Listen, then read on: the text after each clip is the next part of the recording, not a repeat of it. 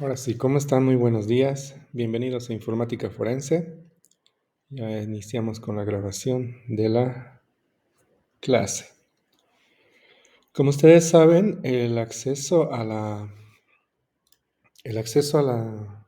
las clases es mediante Google Calendar, y las clases grabadas están en el mismo evento de cada semana. Ustedes ingresan ahí y siempre va a haber un link para que puedan acceder a las clases que se han pasado.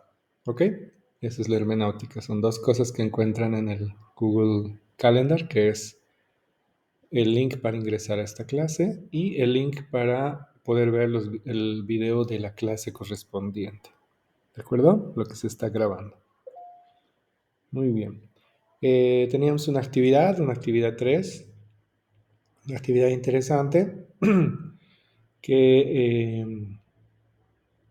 visto que 3 personas han mandado hasta este momento el trabajo de forma retrasada, entonces voy a dar un par de minutos más para ser un poco más tolerante y hasta los que entreguen hasta las 8:25, que es en un minuto más en realidad, van a ser aceptados sus trabajos, pero el resto ya perdieron, ¿ok?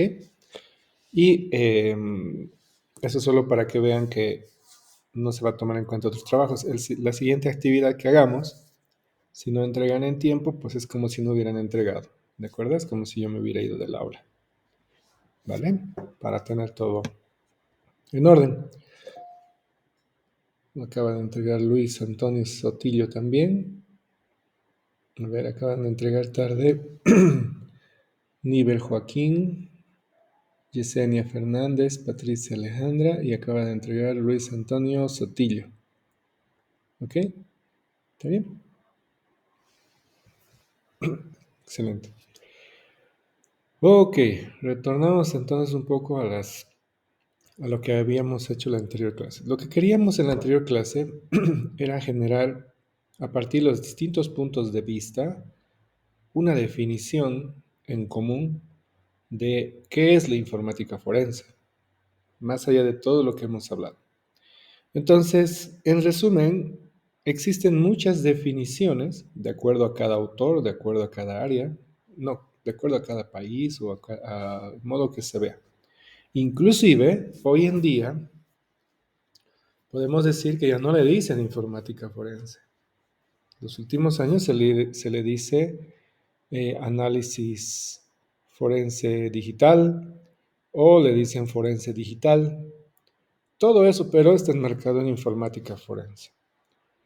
La informática en algunos puntos, como, bueno, en un principio, solamente era la computadora, ¿no? Y por eso se hablaba de informática. Sin embargo, hoy día, cuando hablamos de digital, estamos hablando de todo dispositivo digital que no es simplemente la computadora o algo que mantenga un sistema operativo. Entonces, pero de todas formas se sigue manteniendo informática forense como el tema principal. Es decir, en resumen, si alguien ve análisis forense digital, análisis forense digital o análisis digital de evidencias, es lo mismo, solamente que le cambian los nombres un poco para ver, buscar actualizar algunos temas.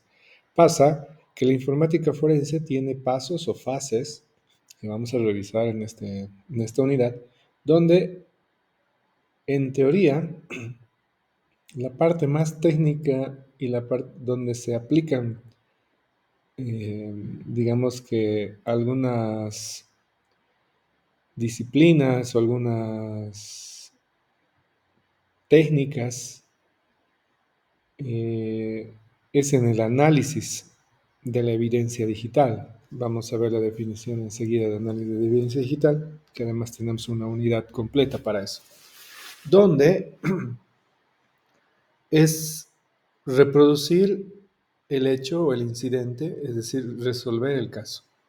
¿Ok? Encontrar, a partir de la evidencia digital, demostrar dentro de esa evidencia que hay elementos que hacen a la resolución de un incidente. ¿Ok? ¿De acuerdo? Muy bien, entonces, por favor, todos los que me escuchan bien, todos los que están presentes, pueden poner uno en el chat.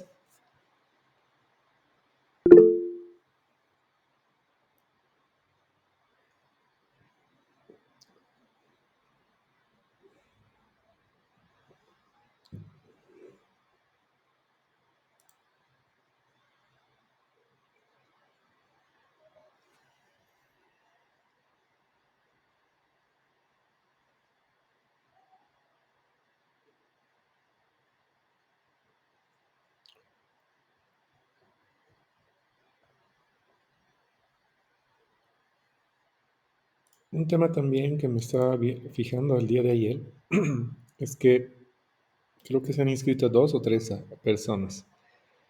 Y para las personas que preguntan o que me pueden enviar un correo para consultar cómo entrar a las clases, la idea es que los que no están en en el Google Calendar ahora, tienen que mandarme un correo solicitando ingresar a las clases.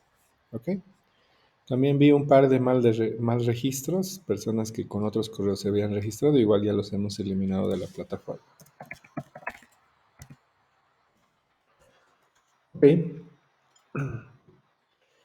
Aquí tenemos entonces una definición de lo que es informática forense.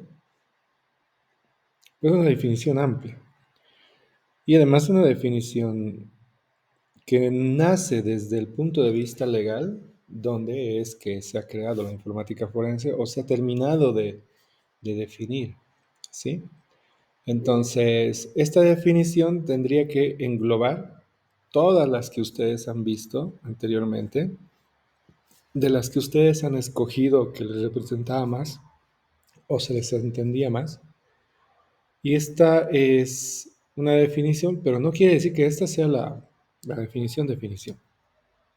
Sin embargo, ustedes tienen que interpretar esta definición. Y en el examen vamos a tener definiciones para que ustedes interpreten si está correcto o no, o si hay una palabra que cambia todo. Sí, entonces tienen que poder leer esto sin problemas. ¿Sí? Es considerada entonces la informática forense una rama de las ciencias forenses que se encarga de identificar, preservar, analizar y presentar evidencia digital como apoyo en la investigación criminal. ¿Ok? ¿Qué centros tiene esto? Un centro que dice que es parte de las ciencias forenses. ¿Sí? Es parte de las ciencias forenses. O sea, es una ciencia forense. Es una disciplina dentro de las ciencias forenses. Y tiene un proceso que habla de identificar. ¿Qué debemos identificar? Obviamente la evidencia digital, el entorno. Vamos a hablar harto de eso. Preservar quiere decir, obviamente, preservar la evidencia digital, ya que esta evidencia es volátil, o es, como dicho de otra forma, es fácil que se pueda modificar, eliminar, perder. Más que perder, transformarse y no poder ubicar qué es. ¿Ok? Analizar en función de lo que nos pide la investigación, es decir, el incidente, en función del incidente, analizar lo relevante, lo que hace a la resolución de ese incidente, de poder identificar qué pasó, quién, cómo, cuándo, ¿no? Y presentar evidencia digital en apoyo a la investigación criminal. Es decir, presentar, ese acto de presentar, es la generación del informe técnico y el informe ejecutivo, donde el informe ejecutivo es lo que revisa y el informe técnico solo a solicitud se entrega. El informe ejecutivo o el informe final es la presentación de los resultados en un lenguaje apropiado para las personas no técnicas. ¿Sí? Se dice se dice presentar porque no solamente pasa por entregar un documento que va a estar firmado y avalado por cada uno de los peritos o personas destinadas a hacer este trabajo, sino que también hay que defender el trabajo, hay que defender ese informe. ¿Ante qué instancias? Ante el fiscal, ante el juez, en un juicio, puede llegar a un juicio y pues entonces se tiene que defender. En una empresa, ante los CEOs, gerentes, directores, como quieran llamar, y, y ante los acusados y la parte demandante o la parte demandada. ¿Ok? Entonces, el perito o la persona que está realizando este procedimiento de informática forense debe poder defender y explicar lo que ha encontrado también en lenguaje natural. Puede hablar un poco técnicamente, pero más en lenguaje natural. ¿Qué quiere decir esto? Que se entienda. ¿Ok? Porque si le hablas a un juez y le dices,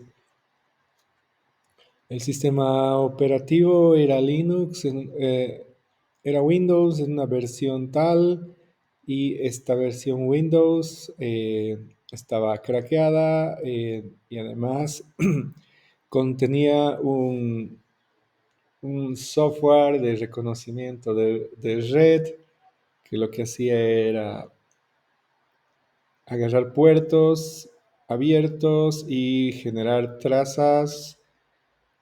Y esas trazas hemos podido identificar en los archivos logs y esos logs los hemos preservado utilizando una técnica de hash donde hemos aplicado el MD5 para poder para poder garantizar la integridad de esa evidencia digital y hemos encontrado que el usuario 192.168.215 eh, perteneciente a la subred tal, o sea, imagínense dar esa explicación a un juez. ¿No? Es complicado. Inclusive algunos acá creo que no me han entendido. Pero bueno, es muy complicado entonces el lenguaje técnico. Por eso somos un apoyo a la investigación criminal. O sea, somos un apoyo a un incidente de seguridad informática en una organización, en una empresa. ¿Ok? Entonces va por ahí el tema de tener una definición de qué es informática forense. Hasta ahí.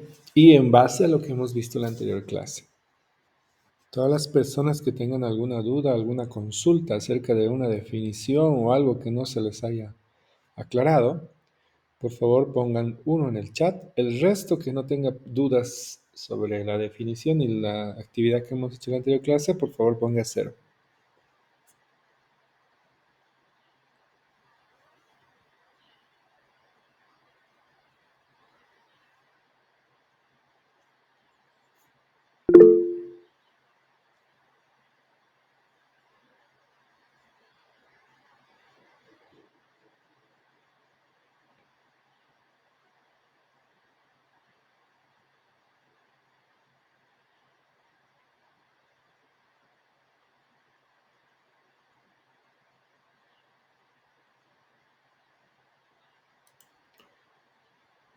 Genial. Samuel Condori, buen día.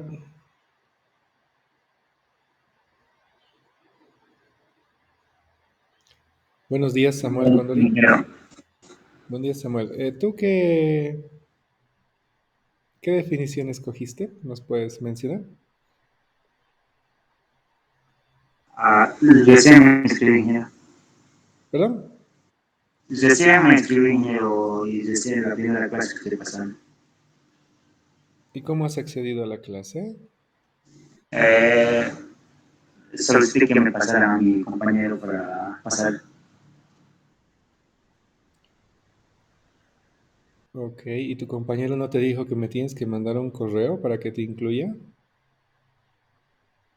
Todavía solo por esta vez, ingeniero, porque era primera clase. Entonces, ¿has revisado el material, lo que hemos hecho en la anterior clase? Sí, sí, ya lo revisé, ingeniero. Creo que había tres actividades que ya habían hecho. Ya, bueno. Santos Jaime, buen día.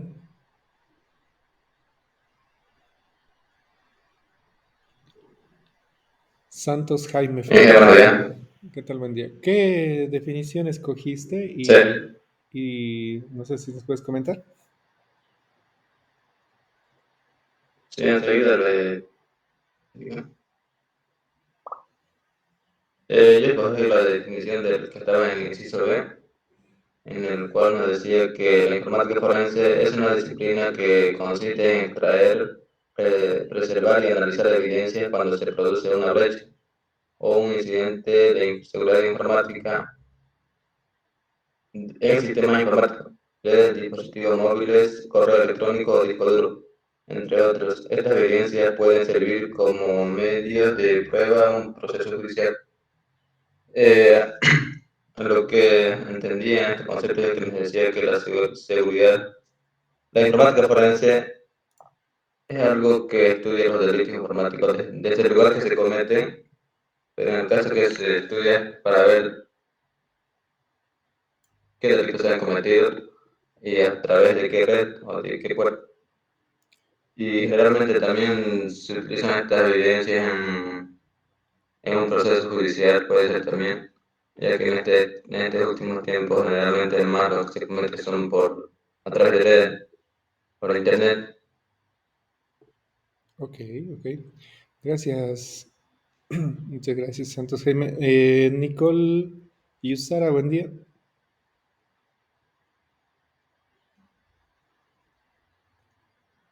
Buenos días, Inge. La anterior clase hemos mencionado ya tu trabajo. No, Inge. Ya. Creo que fue otra compañera. Sí. ¿Cuál? A ver, ¿cuántos? Sí, tres Nicole. Sí. A ver. ¿Cuál escogiste tú y qué nos puedes decir de esa definición, por favor? Enseguida, Inge, si no me equivoco, fue el inciso F. Ahorita se lo leo. ¿Qué recuerdas de ese, más que leer, qué recuerdas de esa definición? Lo que yo recuerdo es que decía que la informática forense se encargaba de identificar, recolectar y, si no me equivoco, preservar toda la evidencia para ser presentada ante un juzgado. O sí, eso es lo que yo recuerdo. Sí, definitivamente escogí el inciso F. Ok. La informática forense tiene dos ámbitos, el ámbito legal y el ámbito empresarial, por así decirlo. ¿Sí? Cuando es en el ámbito legal, tenemos que cuidar todos los detalles y debemos buscar el cumplimiento o basarnos en las leyes, porque en el ámbito judicial lo que se busca es resolver un incidente, un hecho que puede estar tipificado dentro de un delito. Un delito es una conducta antijurídica o es algo que está escrito en alguna parte que no debes hacer, más o menos así. ¿Ok? Y en el ámbito empresarial, por así decirlo, empresarial en el resto, porque puede ser dos personas, un padre de familia que he visto varias veces, o un colegio, un banco, donde sea. En el ámbito empresarial se utilizan estas mismas técnicas, esta disciplina, como una técnica para poder resolver incidentes y demostrar cosas. Y se resuelve al interior de esa empresa o organización o entre personas. ¿Sí? Por eso es importante esos dos ámbitos. De acuerdo. Rina, ¿dónde está? ¿Se fue? Sí, buenos días. Buen día. ¿Cuál escogiste tú? Yo escogí la F porque me parece que era súper facilito y me di cuenta que era, o sea, el concepto que más me gustaba. Decía que la informática forense, sí, ay, perdón, sí, bueno, decía, era la G, decía que la informática forense juega un papel fundamental en la investigación y la persecución de los criminales. Aquí decía que era como lo fundamental, o sea, investigar y decía investigar, entonces debe ser recolectar información, deben estar detrás de algún medio, entonces se veía que era muy importante en esta parte. Decía que su objetivo principal era obtener evidencias relativas a un crimen digital. Podría ser que, o sea, no se basaban a lo que veo en algo incoherente, sino sí o sí tenían que tener una evidencia para decir, ah, sí ha cometido algo. Entonces, algo así lo vi. Dale, súper, gracias, Rina. Entonces, en definitiva, podemos hablar de que se considera la informática forense una ciencia forense, una rama de las ciencias forenses, que sigue un procedimiento o unos pasos. A nivel internacional, este procedimiento más o menos está así: identificar, preservar, analizar y presentar. ¿Ya? Ese es un procedimiento. ¿Para qué? Para manejar evidencia digital o gestionar evidencia digital como apoyo a la investigación. ¿Sí?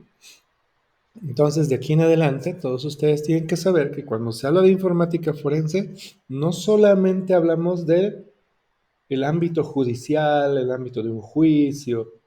También la informática forense se utiliza mucho en la parte empresarial para construir procedimientos anti-incidentes, para identificar rápidamente si ese incidente en el banco, es un ejemplo de empresa, si ese incidente en el banco tipifica como un delito para poder llevarlo al ámbito legal o resolverlo ahí adentro. Entonces los bancos, las empresas grandes, las telcos, todas estas empresas construyen procedimientos de actuación ante un incidente.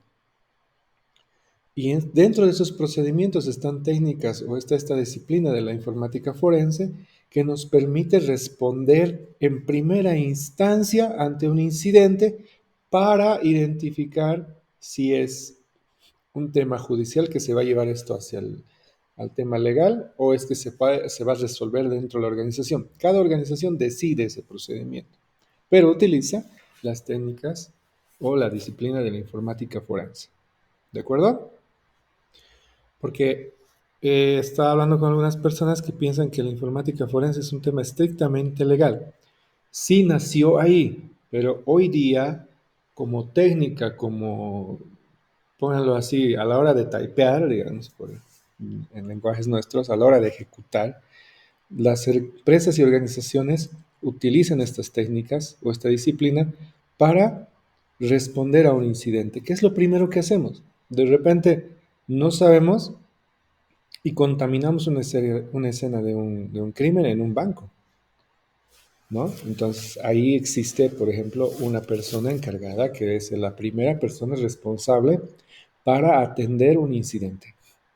Y esta persona es alguien con los conocimientos, las capacidades para poder aplicar la informática forense. ¿De acuerdo? Ok. Dentro de la informática forense, en un principio se definió, bueno, no tan al principio, sino un poquito cuando las tecnologías empezaron a aparecer, las tecnologías se empezaron a habilitar o aparecieron las tecnologías habilitadoras que generaban otros espacios de trabajo. Empezó a diversificarse la informática forense en tres y nadie más ha hecho que desde acá sean nuevas ramas, sino que todos llegan a estos puntos. Uno, que es el cómputo forense o computación forense, que cuando ustedes investiguen o lean algún libro o algo, van a ver que se llama cómputo forense en vez de informática forense. Es lo mismo, ¿ok? Por si acaso. Cómputo forense o computer forensic o computación forense hace énfasis en equipos de computación. Equipos de computación que tienen los elementos de un equipo de computación. Discos duros, memoria RAM, procesador, tarjeta madre, ¿no? A eso se refiere. ¿Un servidor será objeto de cómputo forense? ¿Saben qué es un servidor? Un servidor es un equipo de alta gama que está preparado para funcionar 24/7 y tiene fuertes prestaciones para poder soportar cierta carga de trabajo, a diferencia de una computadora convencional. Es decir, un servidor es una computadora, solamente con características especiales. De la misma forma, tiene discos, RAM, tarjetas madres y todos esos detalles. Un servidor, de todas formas, pudiera tener sus discos duros de forma organizada de diferente forma, pero son discos duros de todas formas. Es decir, La configuración de los discos duros de unos servidores generalmente se hace por capas o se hace dependiendo la cantidad de discos y la cantidad de información que se quiere almacenar. Hoy en día, por ejemplo, se utiliza un SAN de discos, que es un dispositivo especial que almacena discos, que administran los discos, y este SAN de discos se conecta al servidor, al equipo. ¿Ok? Y estos discos están organizados o están configurados ya sea por un RAID 0, RAID 1, RAID 2, RAID 3, dependiendo las capacidades que se tenga, donde hace que todos los discos funcionen como uno solo. Y además, que si tienes, por ejemplo, 5 discos duros, eso es un servidor pequeño, si tienes 5 discos duros con una configuración RAID, lo que haces es, puedes apagar un disco duro y sacarlo físicamente inclusive, ¿sí? Después lo conectas y todo funciona y nunca paró nada. Entonces hay una cantidad mínima de discos que tiene que estar para poder funcionar. Eso es lo que hace la RAID de discos, para poder gestionar todo eso. Porque los servidores son de alta gama, son equipos computacionales que están preparados para funcionar 24/7. Entonces, si un disco se va arruinando, los otros funcionan eh, y liberando la responsabilidad del otro disco.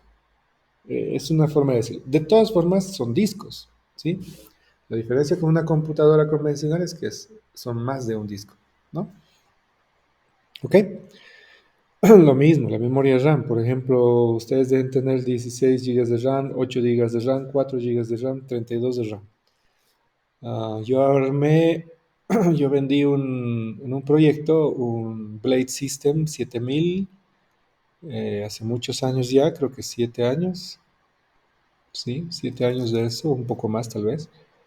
Pero esas veces logramos poner 256 GB de RAM, pero de gigas de RAM de alta calidad. Y teníamos 40 teras. Esas veces, ¿no? Entonces, igual, es una computadora. Los equipos de... Cuando hablamos de cómputo forense, estamos hablando de una computadora.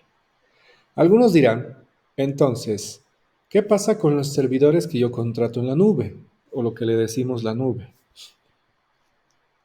Ustedes saben ese concepto que la nube es la computadora de otra persona, dicen, ¿no?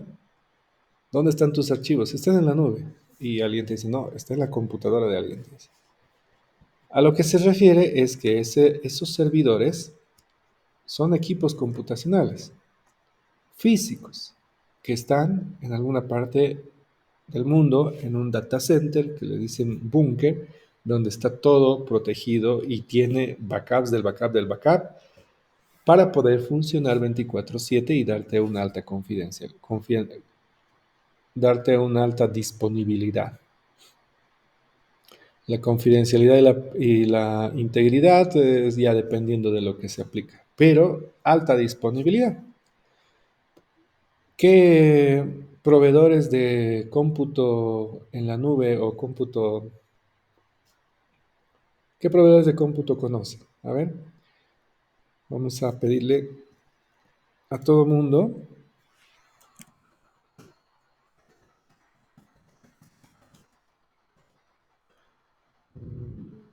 Ponerlo así. ¿Qué proveedores de nube conocen ustedes? Cada uno tiene que poner uno, ¿sí? En el chat. Y si tú te copias del primero que escribió, entonces te voy a preguntar igual, tienes que saber qué es. Proveedores de nube. A ver, vamos.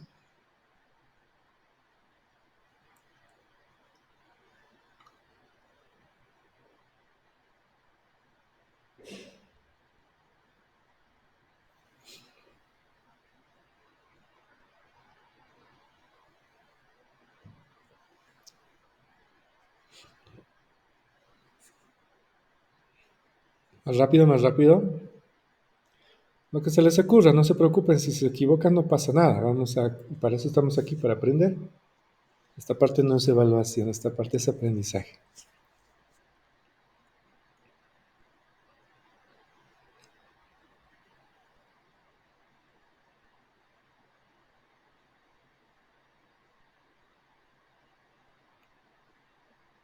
¿Qué más? ¿Qué más? Apuren, por favor. ¿Quién más falta? Si no sabes, ponle no sé. También es válido decir no sé esta vez.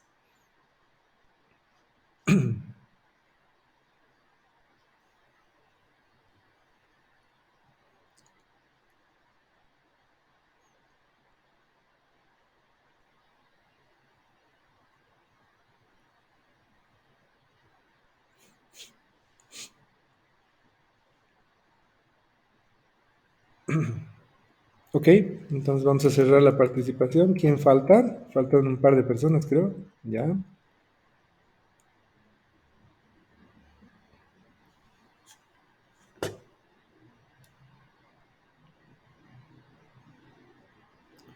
Esta pregunta no era para googlearla. Sí, es una pregunta que tienen que saber. O tal vez no se dan cuenta. Y vamos a explicar. Ok. Muy bien. Entonces, proveedores de nube. Dependiendo lo que nosotros necesitamos. ¿Sí?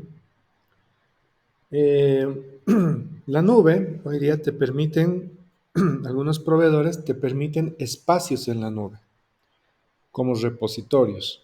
Entonces, por eso entiendo que muchos han puesto Mega, ¿no?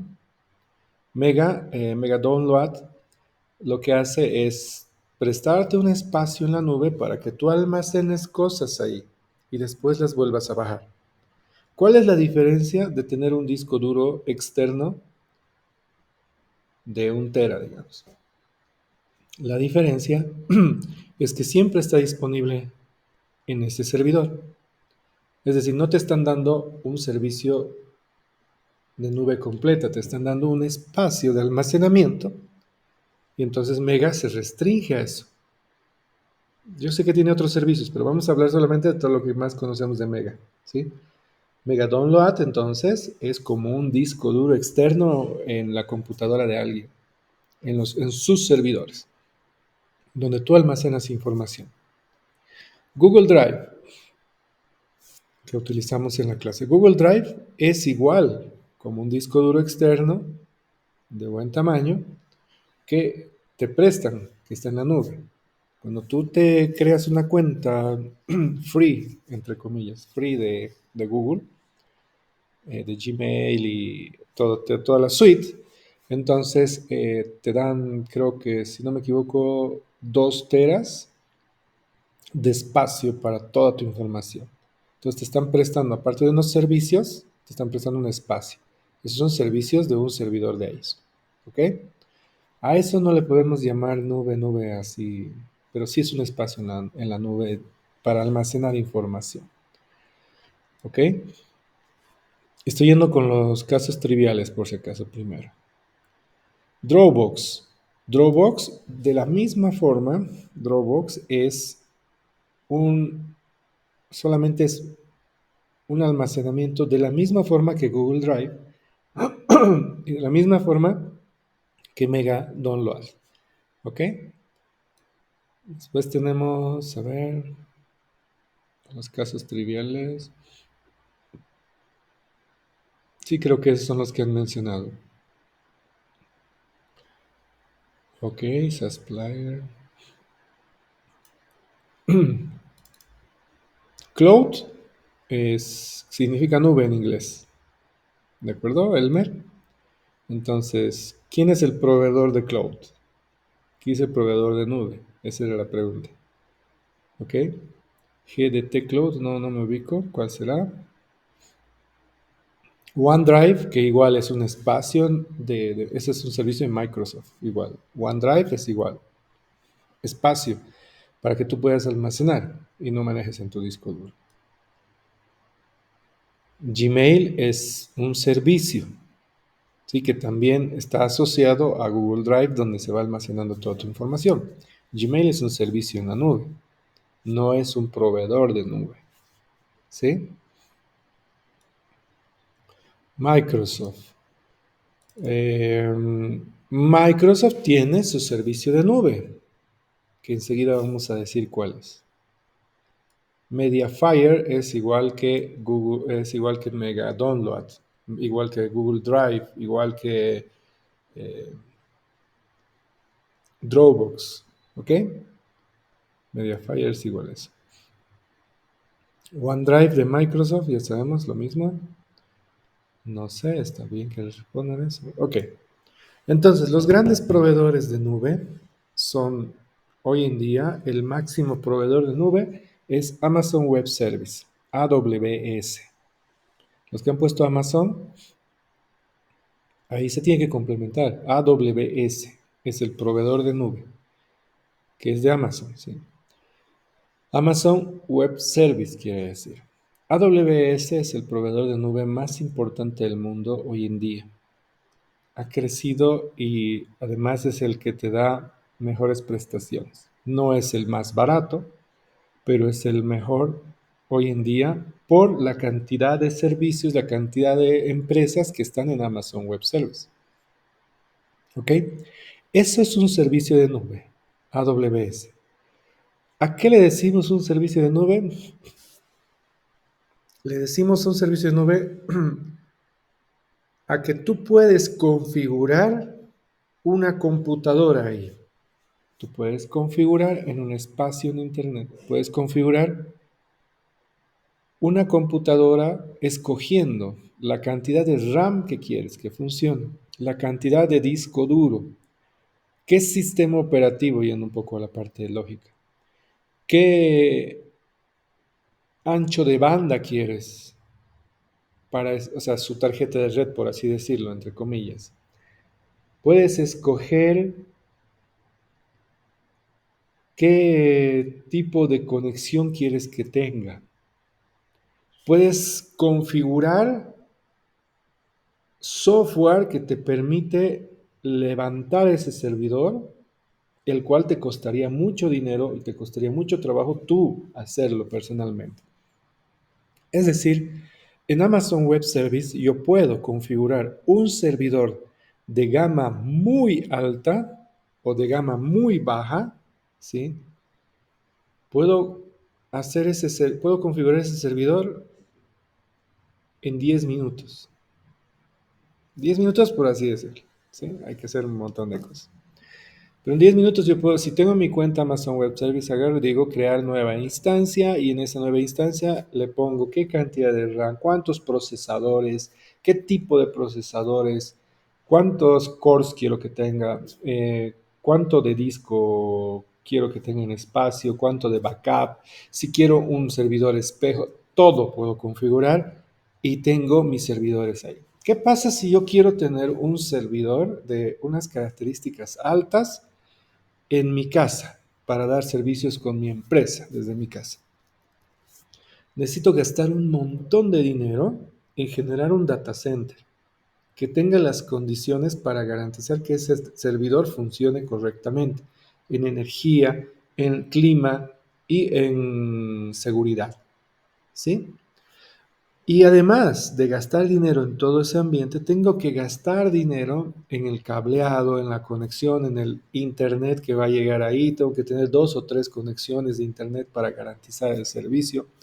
Y debo gastarme otro dineral en el fierro, que es el rack donde va a estar el servidor, es el UPS que va a ser el estabilizador de corriente, aparte del generador de corriente que tengo que tener alterno ahí. Tengo que gastar en discos duros, tengo que gastar en memoria RAM, en tarjeta madre, o sea, comprar un servidor de gama alta. ¿Cuánto me puedo gastar en un data center para un servicio promedio? Me puedo gastar fácilmente unos $200,000. Entre 100,000 y $200,000, vamos a ponerlo así. ¿Ok? Pero tú puedes contratar eso. Además que hay que hacer montar obras civiles y un montón de cosas, ¿no? Todo eso puedes montar en la nube en 10 minutos. Y te cobran por ese espacio. Y tú pagas mensualmente por ese espacio. Cuando hablamos de cómputo forense y hablamos de la nube, debería ser lo mismo, solamente que tiene otras características. ¿Sí? El acceso es por internet y tú no vas a estar físicamente viendo esos servidores. Si yo tengo que hacer un trabajo de informática forense en un servidor, en un banco, voy aquí en Bolivia porque los servidores de los datos, los servidores de aplicaciones de los bancos están obligados a que estén dentro del territorio boliviano. Del resto no, solo de los bancos. Entonces voy físicamente y puedo hacer mis procedimientos de informática forense en esos servidores físicos, ¿no? Porque necesito. Pero ¿qué pasa cuando el servidor está en Amazon? Complicado, ¿no? Entonces ahí hay otras técnicas para poder acceder, pero básicamente es lo mismo. Ahora, Amazon Web Service es un proveedor de servidor, de nube, de cloud, ¿ok? El otro proveedor es Google Cloud. Google que tiene varios servicios como Gmail, cuentas corporativas, tiene servicios de Google Drive, tiene servicios de mil cosas, ¿no? Pero tiene un servicio de Google Cloud, donde tú igual, de la misma forma que en Amazon Web Service, puedes ingresar y hacer esa configuración. Y tú administras ese servidor. Yo he levantado una página con un servicio de Google Cloud que he levantado un WordPress, pero en un servidor que tenía unas características, tenía 2 cores, memoria RAM, entonces todo eso he configurado súper rápido, igual 10 minutos, pero he logrado habilitar. Y para poder, por ejemplo, gestionar en esa página web un certificado SSL, un certificado de seguridad, entonces he ingresado a la computadora por terminal, o sea, al servidor mío de Google Cloud y he configurado ahí con instrucciones, porque me dio un Linux, un servidor Linux, he configurado ahí el certificado de seguridad SSL de ese sitio web y a partir de esa página web que he montado estamos brindando unos servicios y esos servicios están dentro de ese servidor también, ¿ok? ¿Y cuánto me ha cobrado por hacer todo eso? Nada. ¿Cuál es la política que yo he escogido? Yo he escogido un servicio SaaS, Software as a Service. Un servicio SaaS de Software as a Service, que alguien puso por ahí SaaS, es que yo pago por el servicio. ¿Sí? Yo pago por servicio. Y hay una cualidad que no recuerdo bien en estos momentos, no me acuerdo, se me fue la mente, estoy tratando de acordar hace rato, donde yo escojo que solamente me cobre por uso. ¿Qué quiere decir? Si se usó el servicio, si se usó el servidor, si mis usuarios empezaron a hacer tráfico, me cobren. Entonces, el primer mes que no hemos hecho nada, no me ha cobrado un peso. El segundo mes que ya empezó a funcionar, me cobró por un mes creo que $12, algo así. ¿Ok? Ese es el uso. ¿De acuerdo? Entonces, en Google Cloud, lo que he hecho ha sido gestionar una computadora, un servidor, con buenas prestaciones, que esté en la nube, en la nube y que esté dando servicio. ¿Ok? De la misma forma, entonces ya sabemos de Google, se llama Google Cloud. ¿Sí? De Amazon se llama Amazon Web Service. De Microsoft se llama Azure. ¿Ok? Azure. Aquí han escrito arriba donde está. Alguien ha escrito.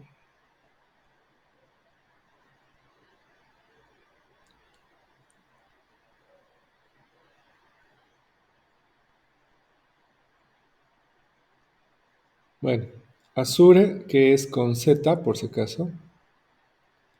Aquí está, Lizette. Azure es el servicio de cloud de Microsoft, así se llama, Azure. ¿Sí? Entonces, de la misma forma, tú puedes contratar una computadora en la nube, un servidor. ¿Sí? Y puedes configurar todo eso. Y obviamente ellos te dan servicios de cortafuegos, de alta disponibilidad, de todo lo que te puedas imaginar. ¿Ok? Otros grandes players, otros grandes jugadores de nube son obviamente IBM. ¿Sí? ¿Dónde está IBM? ¿Alguien ha puesto IBM? Por ahí. Bueno. Erland dice, IBM. Sí, IBM también te brinda servicios de cloud. ¿Sí? IBM es la empresa, ha sido la empresa más grande del mundo antes que aparezca Apple. inclusive antes que aparezca Microsoft. Y se mantuvo liderando el mercado de la informática y la computación durante muchos años. Hoy en día, si bien no es la empresa mayor valorada, es la empresa que tiene más presencia en el mundo, porque fue uno de los primeros en llegar. La mayoría de los bancos, la mayoría de las empresas importantes están utilizando todavía servicios y software de IBM. E IBM sigue trabajando hoy día en nuevos servicios y nuevas cosas muy interesantes, muy interesantes. Todo lo que es interoperabilidad con IBM, y además IBM se ha comprado a Red Hat, por si acaso. Red Hat, que también era un servicio de nube, de cloud, y además daba servicios con sus softwares de open source. Un tal Bruno Salazar quiere entrar y no es de la universidad. Entonces, lo que corresponde es no admitir. Perdón, disculpen por la interrupción. Entonces, IBM se ha comprado Red Hat, ¿no? Red Hat, los que conocen, es una distribución Linux y además más que la distribución Linux, servicios en la nube, en cloud, y además tiene software base de interoperabilidad que permite gestionar todos los software que vemos funcionando. Entonces IBM con Red Hat igual es un gran player en temas de nube, en temas de computación en la nube, y que además sigue liderando el mercado. IBM lidera el mercado, por ejemplo, de la robotización de procesos, RPA y otros. ¿Ok? Después tenemos alguien que me dijo por acá, Oracle. Oracle Cloud también tiene su servicio cloud también, Oracle. Y Oracle es uno de los players fuertes también del mercado. Oracle, todos saben que se ha hecho famoso por su base de datos, ¿no? Su software de gestión de base de datos, que es el más fuerte a nivel mundial en términos de procesamiento, en términos de... Llegó un momento donde Oracle era el rey de las bases de datos, ¿no? Y eso le permitió crecer y crecer. Oracle hoy día tiene mucho trabajo. No tengo energía, perdón.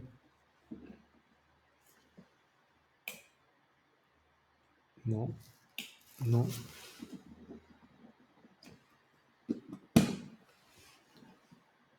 Ahora sí.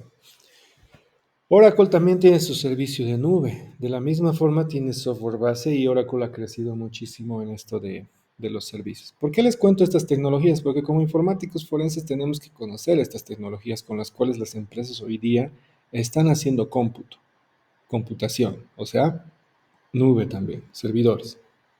Y software, obviamente software al cual en algún momento podemos revisar o llegar a hacer una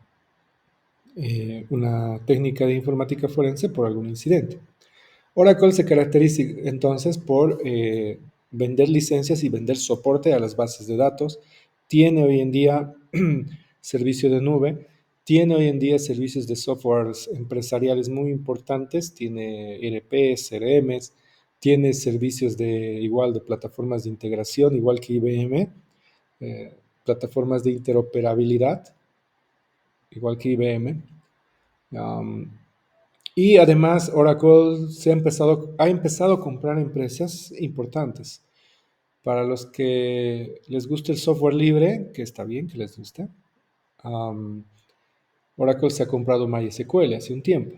Entonces, las versiones antiguas de MySQL son gratis. Las versiones nuevas de MySQL ya hay que pagar licencia. Y si quieres prestaciones altas en MySQL hay que pagar licencia. ¿Y a quién hay que pagarle? A Oracle, ¿no?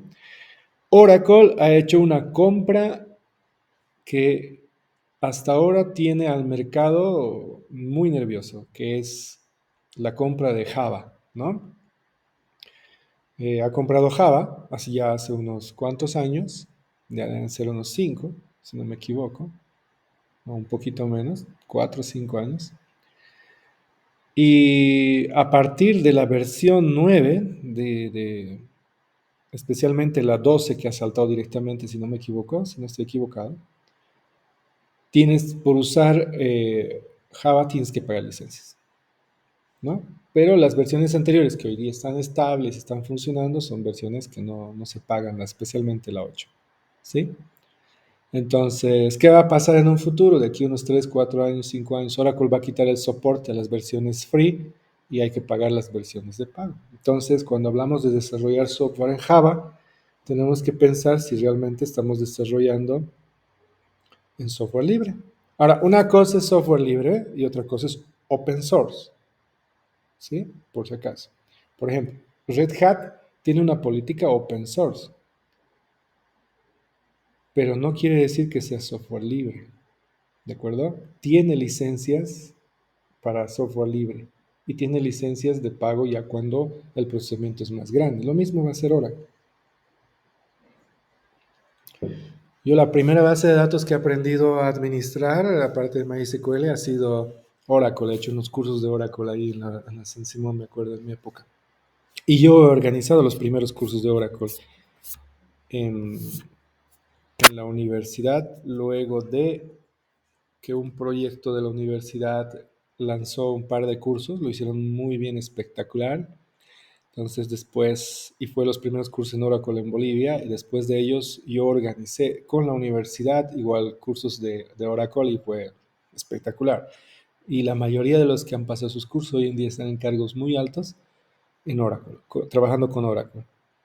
Entonces, Oracle es gigante, igual tiene todo eso. Entonces, ustedes van a encontrar Oracle en diferentes gamas, ¿no? En diferentes servicios, productos terminados para desarrollar software y todo eso. ¿De acuerdo?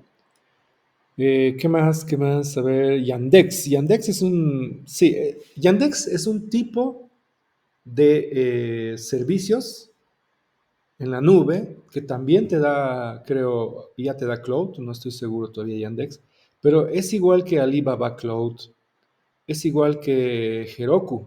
Nadie me dijo Heroku, por ejemplo. Heroku es un buen jugador para los que quieren hacer pruebas, quieren empezar en la nube. Heroku es una buena opción porque es gratuito y te da un tiempo estimado, ¿ok? De uso.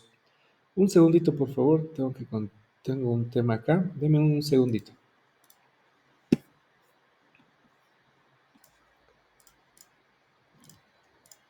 Muchas gracias por la paciencia. Ok. Entonces, Heroku con H, Heroku con K creo que es un servidor donde ustedes pueden utilizar un espacio así súper gratis y pueden hacer prácticas y todo eso. ¿Ok? Entonces, eso va a ir funcionando. Igual tiene estos servicios de nube, de cloud. Además, estos servicios de nube cloud, dependiendo del que tú uses, puedes ir configurando dentro de esas computadoras, de esos servidores, puedes configurar ciertos servicios o softwares preinstalados. Por ejemplo, quiero que en mi servidor, voy a usar Python con Flask o con Django, listo. Entonces configuras eso y te lo instala automáticamente, no tienes que instalar tú. Esos servicios también te dan. ¿De acuerdo? Muy bien, ¿alguna duda, alguna consulta ahí cuando hablamos de cómputo forense? Y hemos hablado un poco de forense en la nube, que es, hay otras técnicas de poder acceder a esa información, pero en sí, si tú tienes los servidores en tu frente, entonces puedes hacer, es como una computadora, pero con grandes prestaciones. Y para poder hacer técnicas en una computadora con grandes prestaciones, necesitas tú poder tener la capacidad en tus equipos para poder hacer las técnicas. Y de eso vamos a hablar más adelante, de cómo montar un laboratorio forense que necesitas para poder hacer eso. ¿Okay? No es fácil hacer una técnica o un procedimiento de informática forense a un servidor porque es mucha información. Tú no tienes otro servidor para replicar. Entonces, a eso me refiero. Preguntas, consultas acerca de computación forense. Dudas.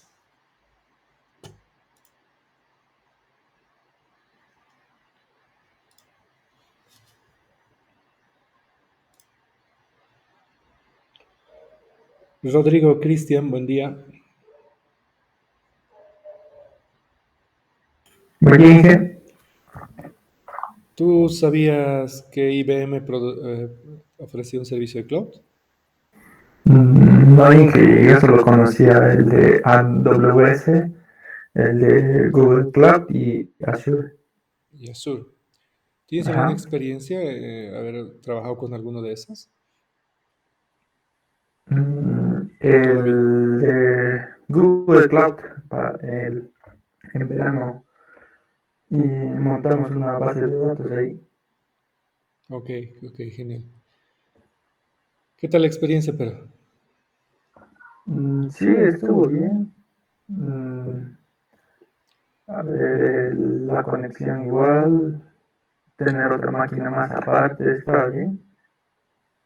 Ok, perfecto, muchas gracias, Rodrigo. Victoria Abril, buen día, Victoria. Buen día, Inge. Hola, Victoria. Ah, en tu foto estás con una capucha, ¿no? Sí, Ah, ya, es que estoy ya viejito y estaba viendo que pensé que tu cabello era ese color. Estaba bonito, pero no, está bien. acá pues sí. Ok, ok. Sí, es que es importante, yo tengo que conocerles a todos, ¿no? Y por eso la foto es importante. Bueno, Victoria, ¿tú conocías el Amazon Web Service o qué nube conocías tú? ¿Qué servicio de nube? Amazon lo conocía porque lo mencionaban, pero estaba más familiarizada con la de Microsoft. Con Azure. ¿Has escuchado alguna vez de DigitalOcean? No, Ok. Entonces, ¿tú crees que hay diferencia entre hacer cómputo forense en una laptop que hacer cómputo forense en una computadora configurada en la nube? la verdad no sé. Ok, hemos hablado un poco de eso, entonces te voy a pedir que estés un poquito más atenta, ¿sí? Ok, Te voy a disculpar. ok, Victoria. A ver, Violeta Belén, buen día. Buen día, Inge. Violeta, ¿qué servidores has configurado en la nube hasta ahora? Todavía ninguno. Recién tomé la materia de Cloud Computing este semestre. Ah, ok, ok. ¿Conocías alguno? Solo de nombre AWS, porque es el más popular, parece ser. ¿Escuchaste de DigitalOcean? No. Ok, gracias, Violeta. Dentro de las personas que escribieron ahí los servicios de cloud, los servicios de nube, estaba también este DigitalOcean. DigitalOcean ha sido un player importante hace unos 3 años, 4 años, si no me equivoco. Estaba muy fuerte, estaba muy bueno. Estaba siendo usado fuertemente como cloud. Un poco se ha ido perdiendo por estas latitudes, por el lado de Latinoamérica, porque Latinoamérica ha sido fuertemente invadida por Amazon Web Service, por Oracle y IBM, ¿sí? Que son los principales proveedores por Latinoamérica, y ahora por Google Cloud, que ha lanzado su cloud hace un año, un año y medio. Ha lanzado su cloud como servicio. O sea, ya tenían el cloud, pero lo han mandado como servicio empresarial. Ya las empresas pueden contratar Google Cloud automáticamente. Igual que el mismo esquema de Amazon Web Service y todo eso. ¿Ok? Bueno, entonces, para terminar, cómputo forense o computación forense se refiere a equipos computacionales. ¿Ok? Una laptop, un equipo, una computadora de escritorio, una gamer, cualquier tipo de computadora. Y cuando hablamos de servidores, estamos hablando de computadoras de alta gama, ¿sí? Computadoras de alta gama. Si vemos a una computadora físicamente y tenemos acceso a esa computadora física, a ese servidor físicamente, entonces podemos aplicar técnicas de informática forense. Pero si están en la nube, tenemos que utilizar otras técnicas para poder acceder. Pero deberíamos poder hacer lo mismo, ¿ok? Cuando hacemos el análisis de un sistema operativo, el que nosotros vamos a hacer va a ser Windows. ¿Por qué Windows? Porque el 80% de las contravenciones, delitos, por así decir, se ejecutan en Windows, ¿no? Entonces, los expertos ejecutan delitos en Linux y esos son más difíciles de atrapar o es más difícil de... Pero igual se puede, ¿ok? No es que no se pueda. Y no, tampoco es tan difícil, igual es aplicar los mismos procedimientos. Nosotros vamos a ver el sistema operativo Windows entonces, ¿ok? Cuando hacemos el análisis de un sistema operativo Windows, dependiendo del equipo o dependiendo del servidor que vas a utilizar, el servidor puede estar utilizando Windows Server 2016, puede estar usando Windows Server 2013, no sé, ya me perdí un poco las versiones antiguas, ¿ok? Yo trabajo con Windows 2000 como servidor. Entonces, todos esos Windows tienen una arquitectura. Y cuando hablamos de sistemas operativos Windows de equipos convencionales, como una laptop, estamos hablando de otra arquitectura también. Sin embargo, es casi lo mismo a nivel de las cosas que debemos de encontrar. Una de las cosas importantes es los logs del sistema. Windows hoy día, por ejemplo, Windows 10, tiene un módulo de auditoría, donde tú puedes ver en el Windows, por ejemplo, qué pendrive se conectó al equipo. Eso queda registrado hoy día en tu Windows. También qué usuarios se han conectado, si es por Google, si es por Microsoft, si es por cualquier servicio, igual queda registrado en el sistema operativo. También te dice el sistema operativo cuántas veces se ha aprendido el equipo, qué fecha se ha aprendido el equipo. Y eso es importante, por ejemplo, si tú tienes secuestrado un equipo, una computadora, entonces tienes que aplicar técnicas de informática forense. Lo primero es no prender la máquina, aplicar técnicas de informática forense que vamos a ver más adelante. Pero si prendieras la computadora así para ver qué es lo que tiene, ya contaminaste la escena del crimen. Es decir, contaminaste la computadora porque has prendido la computadora. Otro peritaje va a decir, oiga, si estaba en sus manos el equipo, ¿por qué se ha prendido el equipo tal día, tal hora? Invalidas la evidencia. En el sistemas Windows, entonces, tiene todas esas informaciones, en sistemas operativos Windows, tiene esa información, los logs, los eventos Windows, el módulo de auditoría que nos ve todas estas conexiones, las conexiones de red que ha tenido, no te captura el tráfico.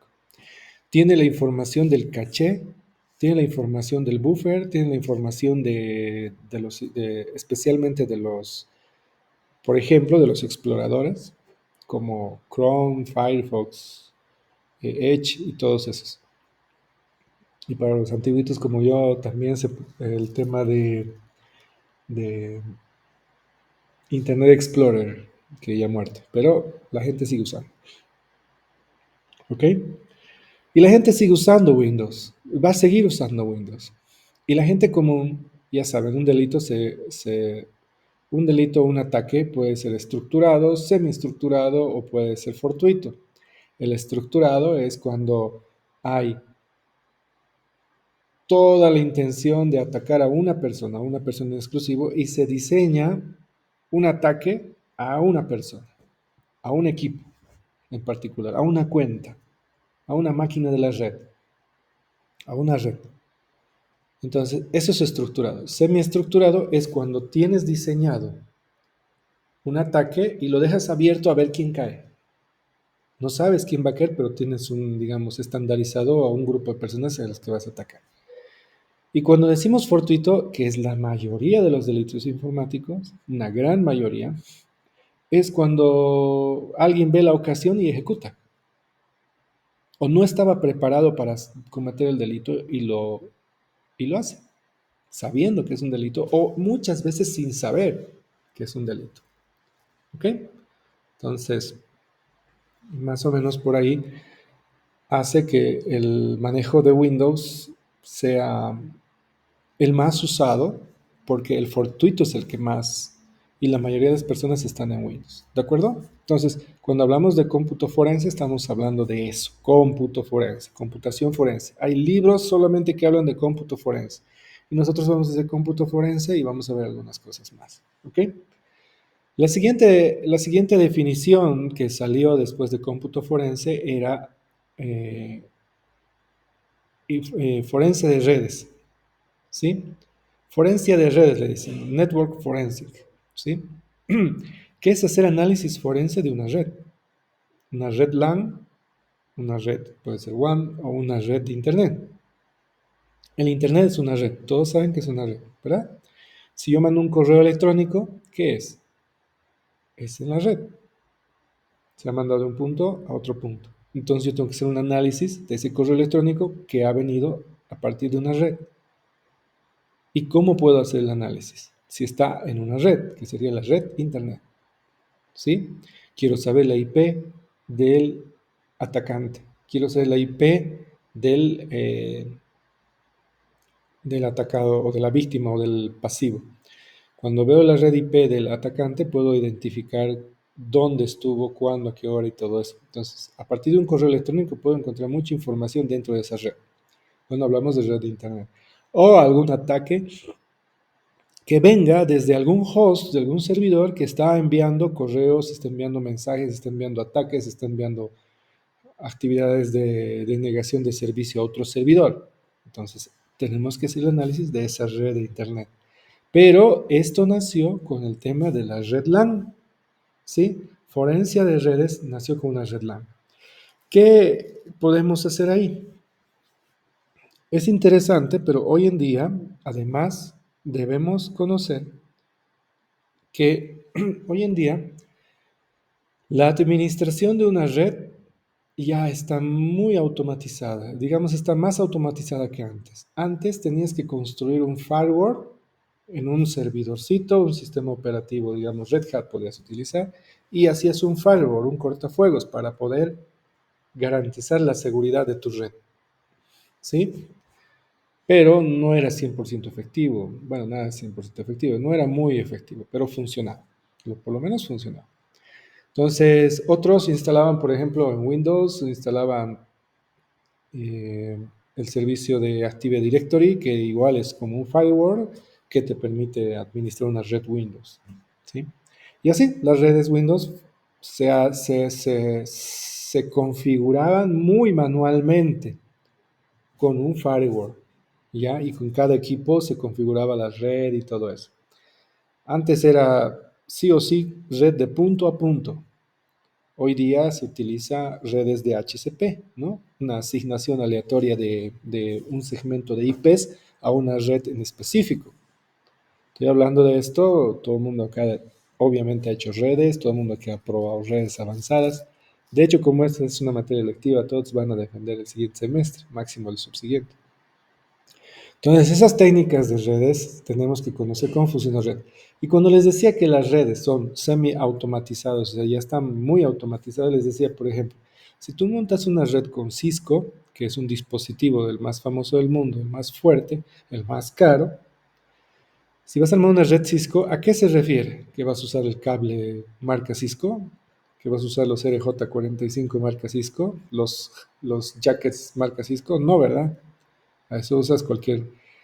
Una red Cisco se monta a través de un dispositivo que le decimos un switch o un router, ¿sí? Este dispositivo es un dispositivo físico que prácticamente es casi como una computadora, pero no funciona como tal. Este dispositivo, este router o switch, o router switch le vamos a llamar, antes solo eran hub. Un hub era un distribuidor solamente. Cuando decimos router o switch, estamos hablando que ya tiene un software que administra tu red. Entonces, ese dispositivo hoy día tiene un firmware que te ayuda a gestionar el dispositivo a través de un software que administra el dispositivo. Es decir, ya puedes estos ya vienen con un firewall incluido. Entonces, se utiliza este dispositivo físico como un firewall. Entonces, tú configuras eso para poder darle seguridad a tu red interna. Estos dispositivos generan tráfico, administran las cosas. Entonces, ¿dónde se hace las técnicas de informática forense? A los logs, a la información que ha generado ese dispositivo, ese router.